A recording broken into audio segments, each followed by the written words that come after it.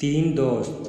ایک دفعہ حضور صلی اللہ علیہ وآلہ وسلم نے اپنے صحابہ کرام کو ایک اچھا اور بامعنی واقعہ سنایا۔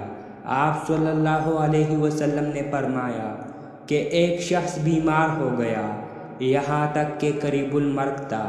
اس نے ایک دوست سے پوچھا، اے دوست، تم میری اس مشکل میں کیا مدد کرو گے؟ اس نے جواب دیا، جناب، میں ساری زندگی آپ کی خدمت کرتا رہا ہوں، لیکن اب موت کا میرے پاس کوئی علاج نہیں۔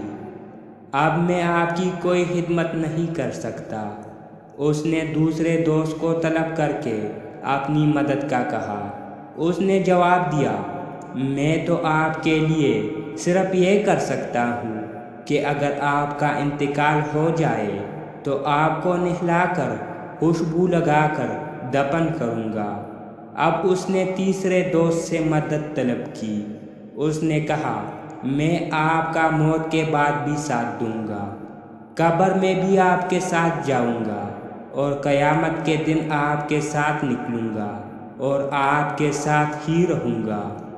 یہ سارا واقعہ سنانے کے بعد حضور صلی اللہ علیہ وآلہ وسلم نے فرمایا، تم جانتے ہو یہ تین دوست کون ہیں؟